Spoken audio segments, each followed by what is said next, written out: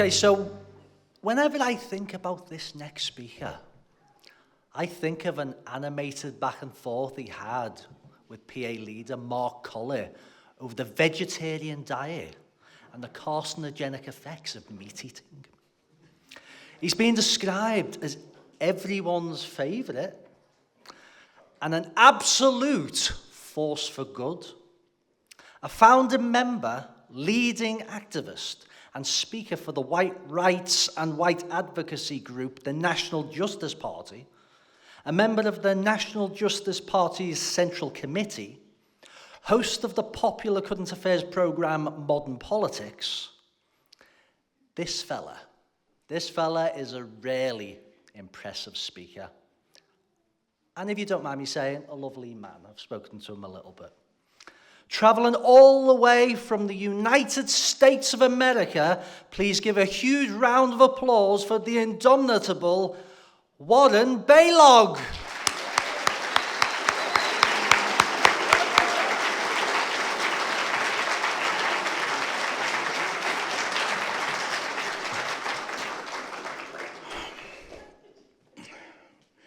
Well, Mark told me to try to keep this under 25 minutes. No mad ramblings were his exact words. So this is my first time to England, and after this speech is released, I fear that the liberal police state won't let me back in again. So the way I look at it is I've got 25 minutes to deliver one message to the British people on British soil.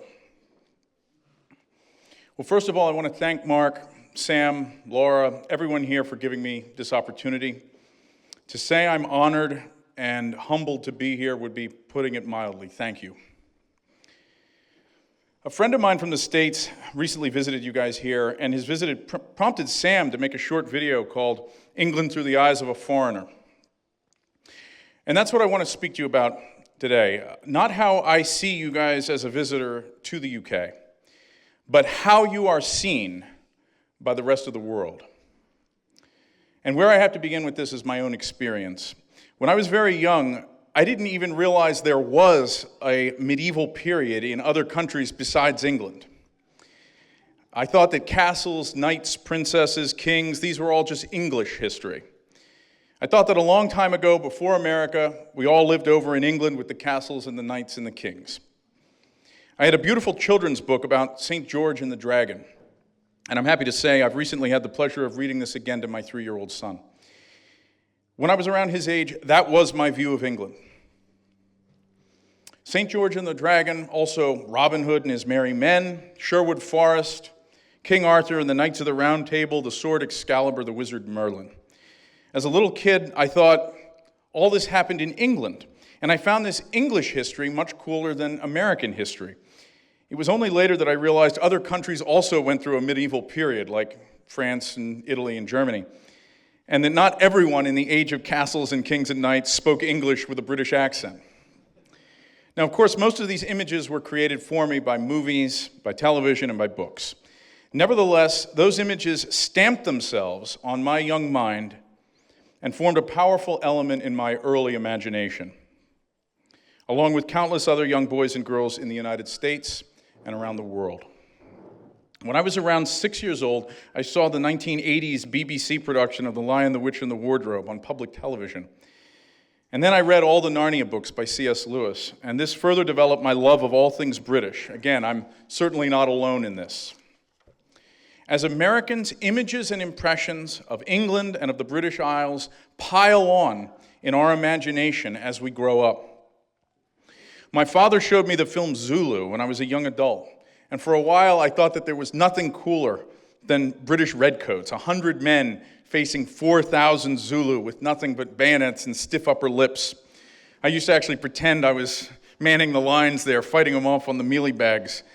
And as a teenager with a developing love of history, I became obsessed with the Elizabethan age. It was just so fascinating, of the Tudors, of the time of Shakespeare, and of the age of exploration.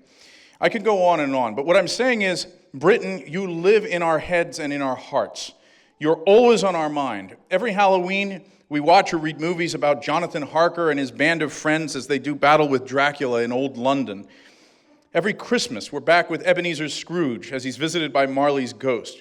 Charles Dickens, Byron, Keats, Shelley, Jane Austen. Your country lives in our imagination and is a huge part of our inner world as Americans. The history of these islands are to us as the exploits of a renowned ancestor.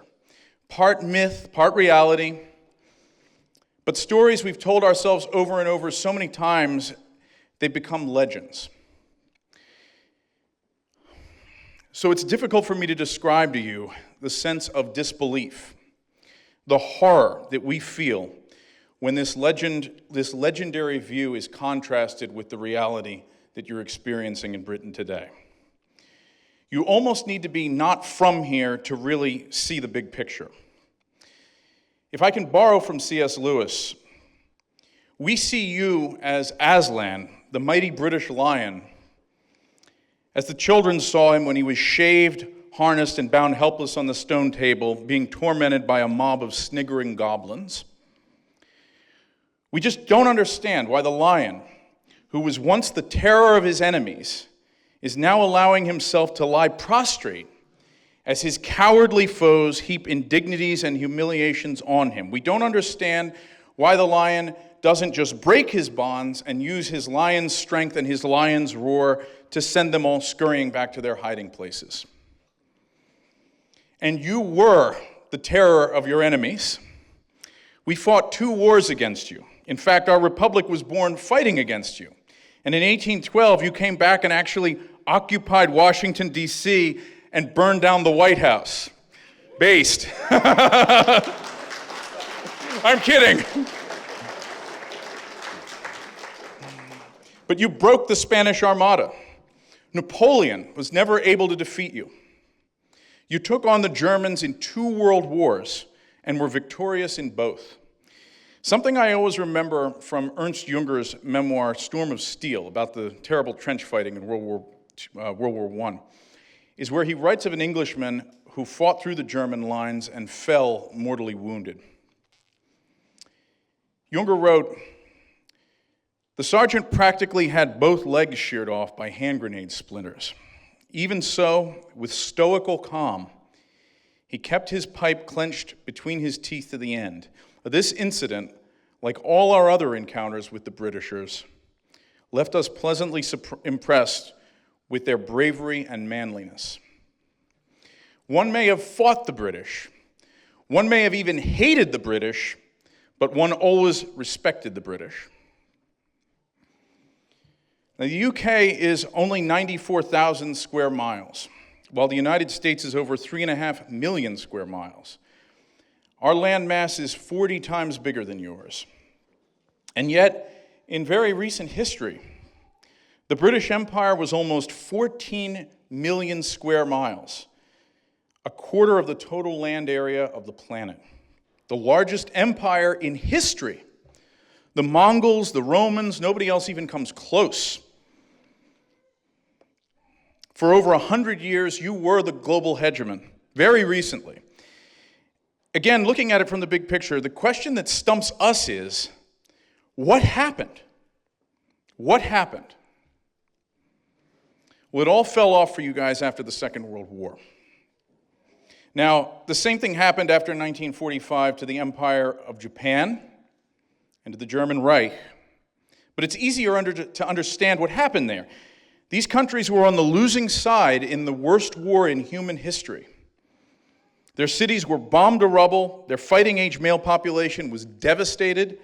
They were utterly destroyed and occupied, and the terms imposed on them were unconditional surrender. But Great Britain won the Second World War. So this doesn't make sense. Or should I even say Great Britain anymore? This is very confusing for Americans. England, Britain, Great Britain, the British Empire, the UK, we never know which to use.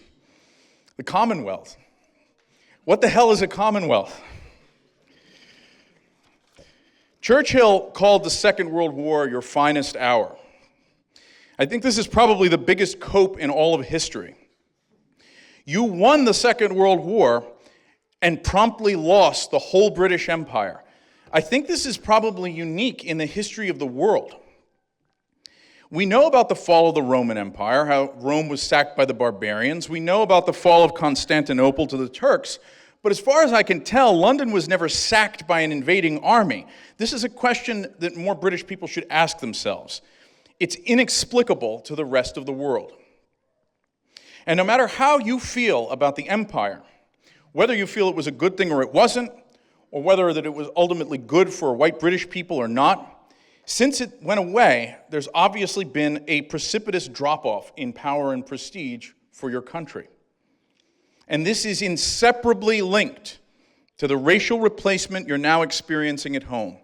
Like a huge ship sinking, the water that was once displaced by this vast object is now rushing into the space that it once occupied.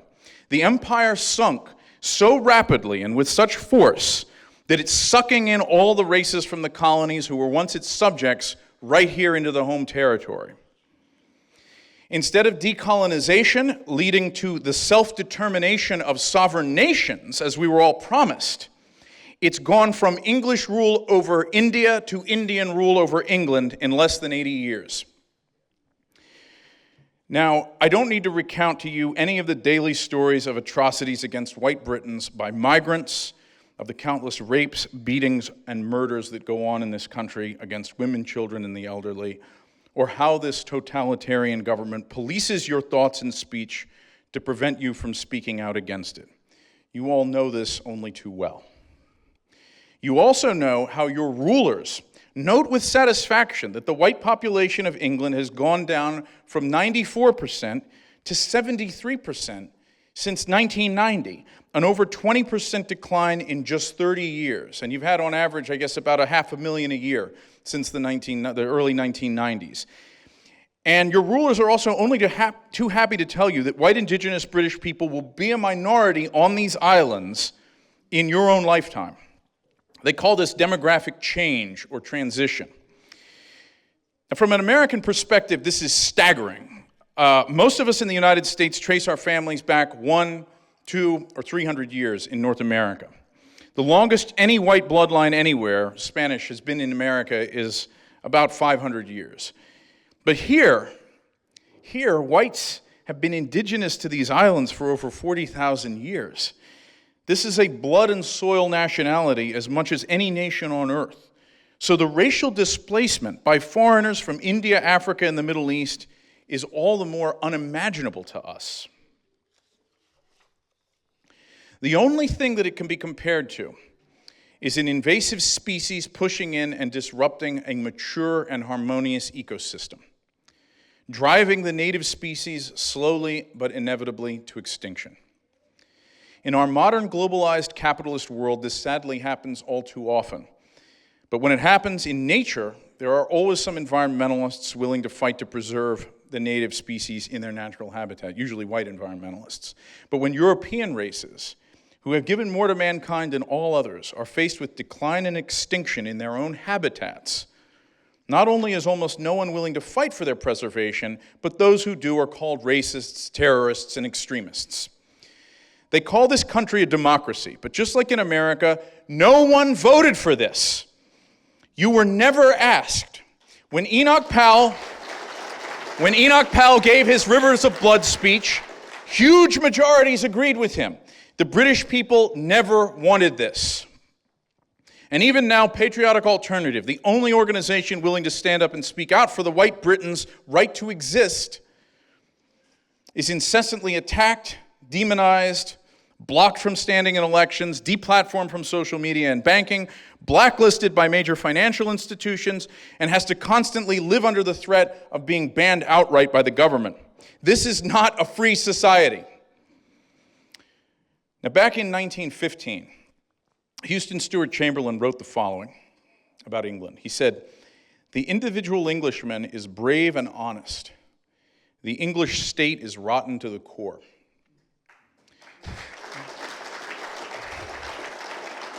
And he went on to write this. He said, and I'm quoting, "The word marry, so the American philologer Whitney informs us, has no cognate word in the Teutonic languages. From the conquered Celts, it comes from the conquered Celts in whose language it meant a child's game. the Anglo-Saxons took it to express delight at the beauty of a landscape, particularly of woods and meadows. Shakespeare still calls the humming of the bees merry. From this meaning, it assumed the significance of joy in music, particularly in singing. And this third stage then grew into mean innocent gaiety in general. In this so peculiarly descriptive word, the former English people were adequately described.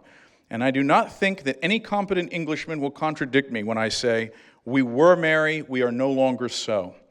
With the complete decay of country life, and the just as complete victory of the god of commerce and industry, Mammon, all true, simple, heart-easing merriment has departed from England.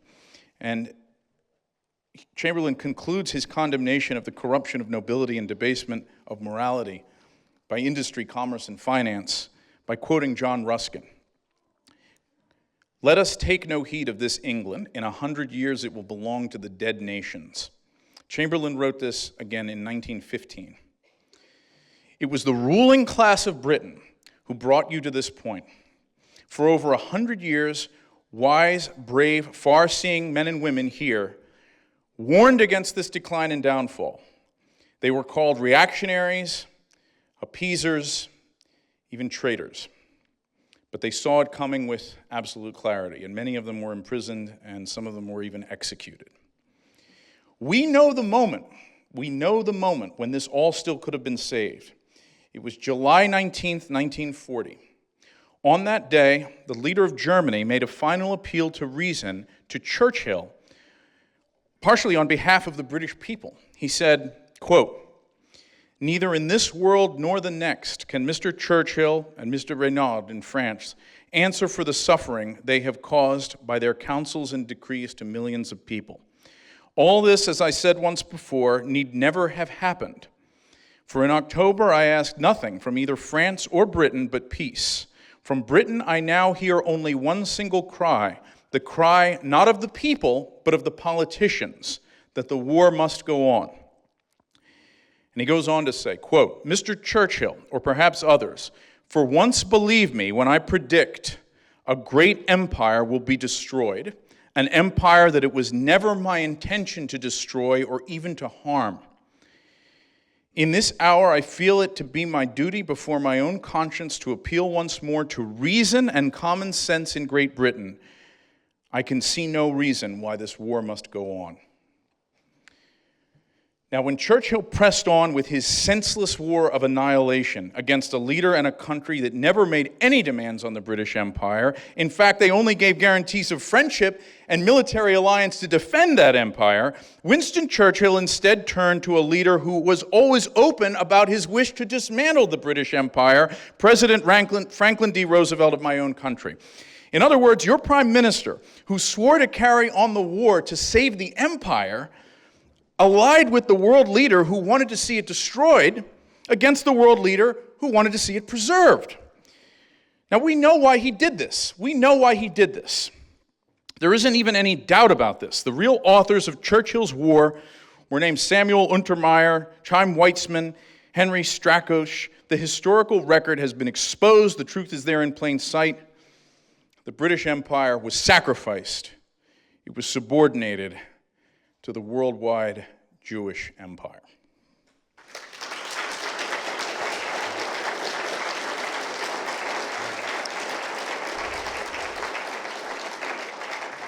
And the downfall came swiftly after that.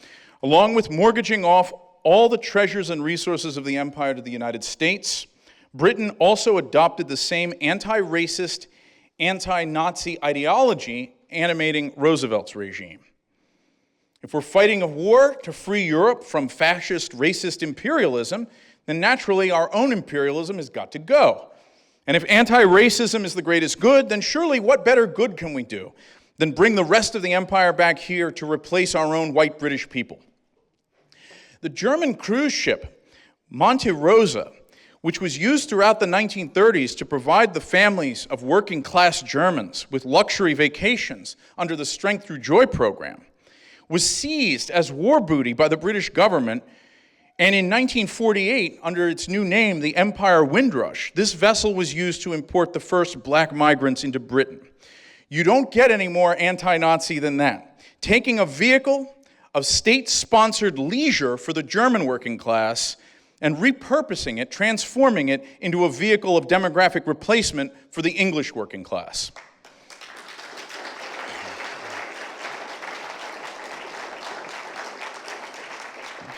The so-called Commonwealth's objectives are now defined as the pursuit of equality and opposition to racism, human rights, gender equality.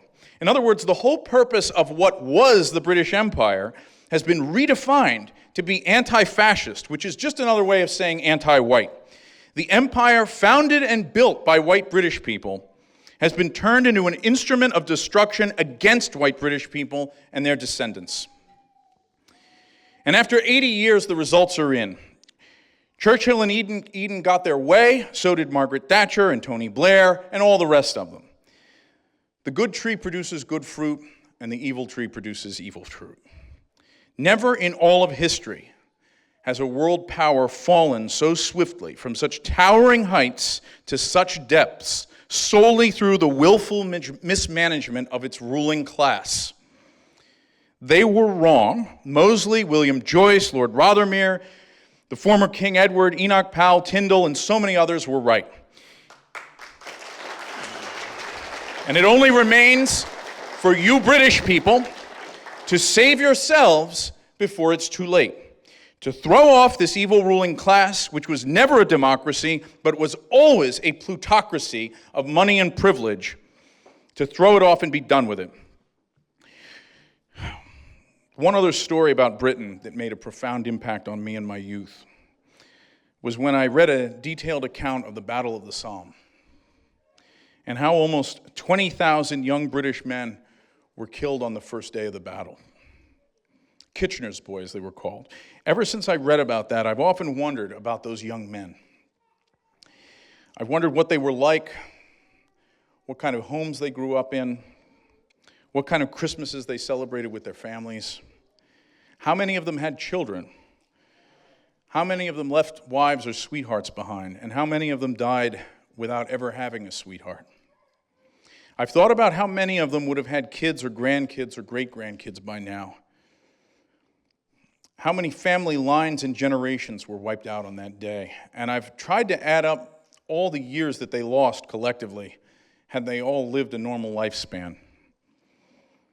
You look around at Britain today, you look at what's happening to this country, and you can't help but thinking, what would those men think about it?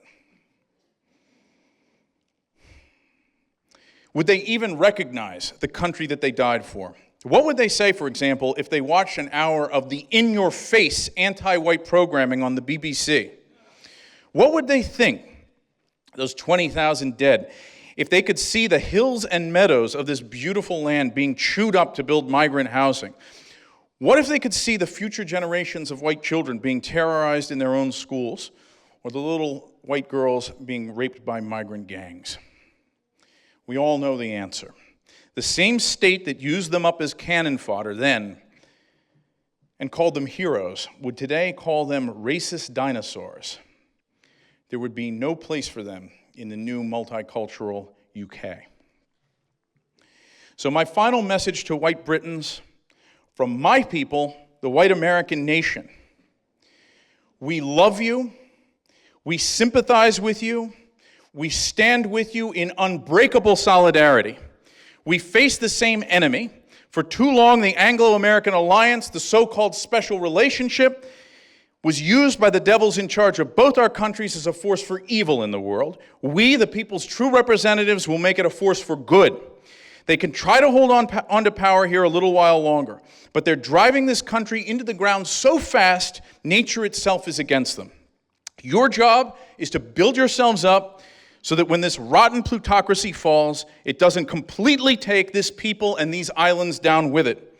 And perhaps your job is also happily to give it one final shove on the way out. I know you can do this. All of us who still stand in awe of your British history and your British legacy, which in all the world is second to none, we know you can do this.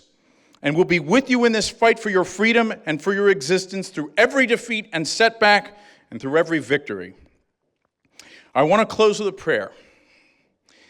And my prayer is not, God save the Queen. My prayer is, God save the British people, God save the homeland of the British races. Thank you.